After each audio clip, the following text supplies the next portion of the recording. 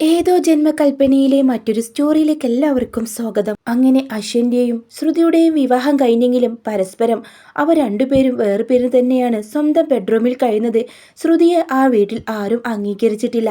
എന്നാലും എല്ലാവർക്കും അറിയേണ്ടത് എന്തിനെ ഇവർ ഇങ്ങനെ ഇത്രയും പെട്ടെന്ന് വിവാഹം കഴിക്കേണ്ടി വന്നു, ആരോടും പറയാതെ എന്തിനാ ഇത് ചെയ്ത് എന്നൊരു ചോദ്യത്തിന് ഉത്തരം മാത്രമേ എല്ലാവരും ആവശ്യപ്പെടുന്നുള്ളൂ. അങ്ങനെ ശ്രുതിക്ക് ആ വീട്ടിൽ വല്ലാത്ത വേദനയും വിഷമൊക്കെയാണ്.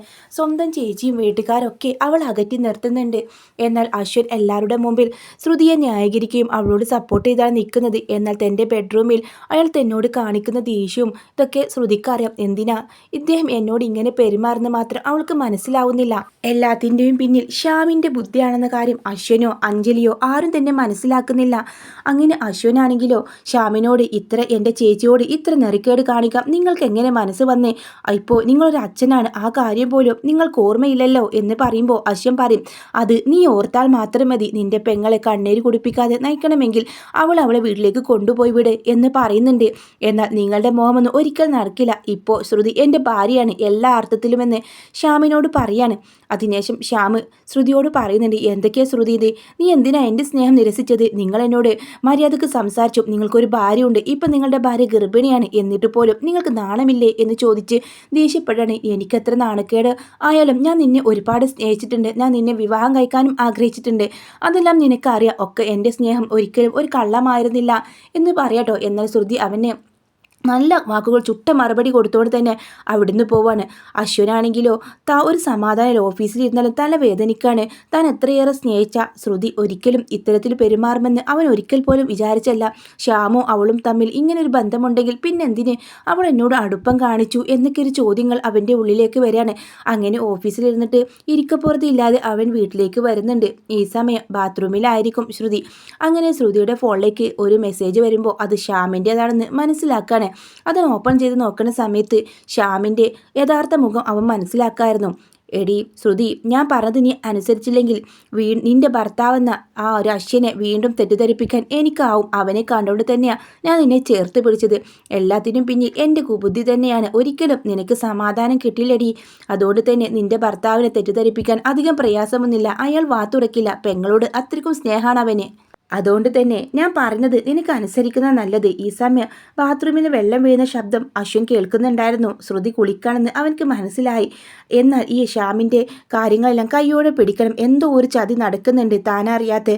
ഒരിക്കലും ഞാൻ ശ്രുതിയെ തെറ്റിദ്ധരിക്കാണോ എന്നൊരു തോന്നൽ അവൻ്റെ ഉള്ളിൽ വരാം. വീണ്ടും അവൻ അതിന് റീപ്ലൈ മെസ്സേജ് ആയിട്ട്, ശ്യാമേട്ടൻ റൂമിലേക്ക് വരൂ, ഇവിടെ ഇപ്പോൾ അശ്വൻ ഇല്ലല്ലോ, ഞാൻ തനിയെയാണെന്ന് മെസ്സേജ് ടൈപ്പ് ചെയ്യുക. അതും പറഞ്ഞുകൊണ്ട് അശ്വൻ പെട്ടെന്ന് ആ കർട്ടൻ്റെ പുറകിലേക്ക് മാറുന്നുണ്ട്. അപ്പോൾ അവിടേക്ക് കുറച്ച് സമയം കഴിഞ്ഞപ്പോൾ ശ്രുതി പുറത്തേക്ക് ഇറങ്ങുന്ന സമയത്താണ് അവിടേക്ക് ശ്യാം കടന്നു വരുന്നത്. ശ്യാമിനെ കണ്ടത് അവൾ ചോദിക്കുന്നത്, എന്തിനാ നിങ്ങൾ എൻ്റെ ബെഡ്റൂമിലേക്ക് വന്നത്? അപ്പോൾ നീ പറഞ്ഞിട്ടല്ലേ ഞാൻ വന്നത്. ഞാൻ പറഞ്ഞെന്നോ? നിങ്ങൾക്ക് നാണമില്ല മനുഷ്യ, ഇങ്ങനെ എൻ്റെ പുറകെ നടക്കാൻ? ഞാനൊരു ഭാര്യയാണ്, എൻ്റെ ഭർത്താവാണ് അശ്വൻ സാർ. നിങ്ങൾ എന്തൊക്കെ പറഞ്ഞാലും അദ്ദേഹം എൻ്റെ ഭർത്താവാണ്. അത് നീയോ അവനൊന്നും അംഗീകരിച്ചിട്ടില്ലല്ലോ.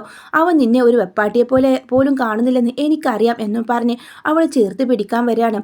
നിങ്ങളോടാ പറഞ്ഞത്, ഞാൻ നിങ്ങളുടെ തല അടിച്ചു പൊട്ടിക്കുമെന്ന് പറഞ്ഞ് അവിടെയുള്ള ഒരു ഫ്ലവർ വേസ് എടുത്തിട്ട് ഓങ്ങുന്നുണ്ട് കേട്ടോ. അയ്യോ ശ്രുതി, നീ എന്തൊക്കെയാ ഈ കാണിക്കുന്നത്? ഇങ്ങനൊന്നും ചെയ്യല്ലേ എന്ന് അവൻ പറയുന്നുണ്ട്. ഈ സമയം അശ്വൻ ഇതെല്ലാം കാണുന്നുണ്ട്, മൊബൈലിൽ പകർത്തുന്നുണ്ട് കേട്ടോ ഇതെല്ലാം. എന്നാൽ ഇവർ രണ്ടുപേരും ഇത് അറിയുന്നില്ല. നിങ്ങൾ അശ്വൻ സാറിൻ്റെ മനസ്സിൽ വിഷം കോരിട്ടെന്ന് എനിക്കറിയാം. ഞാനും നിങ്ങൾ യാതൊരു ബന്ധമില്ല. നിങ്ങൾ ഇവിടുത്തെ അഞ്ജലി മേഡത്തിൻ്റെ ഭർത്താവാണെന്ന് അറിഞ്ഞതോടുകൂടെ ആ കല്യാണത്തിൽ നിന്ന് പിന്മാറിയതും ഞാനും നിങ്ങളും തമ്മിലുള്ള ഒരു ബന്ധമില്ലെന്നാക്കിയതാണ്. പക്ഷേ നിങ്ങളാണ് എൻ്റെ പിന്നാലെ ഒരു ഭാര്യ ഉണ്ടായിട്ടും ആ ഭാര്യ ഗർഭിണിയാണെന്ന് അറിഞ്ഞിട്ട് പോലും ഒരു ചെന്നായെ പോലെ വേട്ടയാടിക്കൊണ്ടിരിക്കുന്നത് എന്ന് ശ്യാമിനോട് പറയാണ്. ഈ സമയം ശ്യാം, ഇപ്പം നിന്റെ ഭർത്താവ് ഇങ്ങോട്ട് കയറി വന്നാൽ നീ എന്നെ വിളിച്ചു വരുത്തിയെന്ന് തന്നെ ഞാൻ പറയൂ. അങ്ങനെ തന്നെ അവനും കരുതും. അതോടുകൂടെ നിന്നെ ഈ വീട്ടിൽ നിന്ന് അവൻ പുറത്താക്കും. കാണണോ നിനക്കെന്ന് ചോദിക്കാണ്. നിങ്ങൾ എന്തൊക്കെ പറഞ്ഞാലും അതല്ല സത്യമെന്ന് എനിക്കും നിങ്ങൾക്കും അറിയാം. നിങ്ങൾ ഇനി അതല്ല അതിലപ്പുറം ചെയ്യുമെന്ന് നിങ്ങൾ ചെന്നായാണെന്ന് എനിക്കറിയാം. മര്യാദയ്ക്ക് എൻ്റെ റൂമിൽ നിന്ന് പോകുന്ന നല്ലതെന്ന് വീണ്ടും അവൾക്ക് അയച്ചുകൊണ്ട് പറയുന്നുണ്ട്. അങ്ങനെ ഫോൺ എടുത്തിട്ട്, ഞാൻ ആശം സാറിനെ വിളിക്കാണ്, നിങ്ങൾ മര്യാദക്ക് പോവാനാ പറഞ്ഞത്, അല്ലെങ്കിൽ അഞ്ജലി മേഡത്തിന് വിളിക്കണം. അഞ്ജലി അങ്ങനെ വിളിക്കുന്നുണ്ട് കേട്ടോ ശ്രുതി. ഈ സമയം അവളുടെ വാ പൊത്തിപ്പിടിക്കുകയാണ്. ഈ സമയം അവിടേക്ക് അശ്വൻ കയറി വരുന്നുണ്ട് കേട്ടോ. ഓഹോ, അപ്പോൾ ഇതായിരുന്നു ഇവിടെ നടന്ന നാടകമൊക്കെ. നിങ്ങൾക്ക് എന്താ മനുഷ്യ, നിങ്ങളിങ്ങനെ ഒരു ഭാര്യയുണ്ട് എന്നിട്ടും സ്വന്തം ഭാര്യയെ പറ്റിച്ചുകൊണ്ട് തന്നെ ഇവിടെ പുറകെ നടക്കുക. ഇവിടെ എൻ്റെ ഭാര്യയാണ്, നിങ്ങളുടെ മുഖത്ത് ഞാൻ കൈവെക്കാത്തത് എൻ്റെ പെങ്ങളെ എൻ്റെ ചേച്ചി ഓർത്ത മാത്രമാണെന്നും പറഞ്ഞ് അശ്വൻ്റെ തെറ്റിദ്ധാരണയൊക്കെ മാറി അവിടേക്ക് കയറി വരും. എന്നിട്ട് ശ്രുതി അങ്ങ് ചേർത്ത് പിടിക്കുക. നിങ്ങളുണ്ടാക്കിയ തെറ്റിദ്ധാരണ കൊണ്ട് ഞാൻ ഇവളെ ഒരുപാട് വേദനിപ്പിച്ചു. ഇനി ഇവളെ ഞാൻ വേദനിപ്പിക്കില്ല. ഇവളെൻ്റെ ഭാര്യയാണ്. എല്ലാ അർത്ഥത്തിലും എൻ്റെ ഭാര്യയെ നിങ്ങൾ നോക്കിയെന്നറിഞ്ഞാൽ ആ കണ്ണ് ഞാൻ ചൂഴ്ന്നെടുക്കും. ഇനി എൻ്റെ ചേച്ചി എന്ന സെന്റിമെന്റ്സ് ഒന്നും നിങ്ങൾക്ക് വില പോവില്ല എന്നും പറയുമ്പോൾ നാണം കെട്ട് ശ്യാം അവിടെ നിന്ന് ഇറങ്ങിപ്പോവാണ്.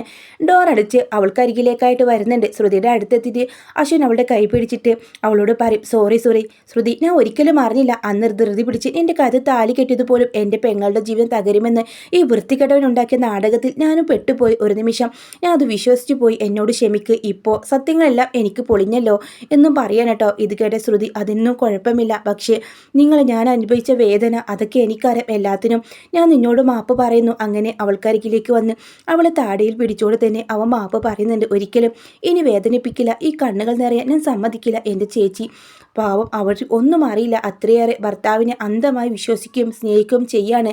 അയാളൊരു ക്രൂരനാണ്. അയാളൊരു ചെന്നൈയാണ്. ഇതുപോലെ ഒരു അഞ്ജലി മാഡത്തിന് എങ്ങനെ ഇങ്ങനെ ഒരു ഭർത്താവിനെ കിട്ടിയെന്നാണ് ഞാൻ ആലോചിക്കുന്നത്.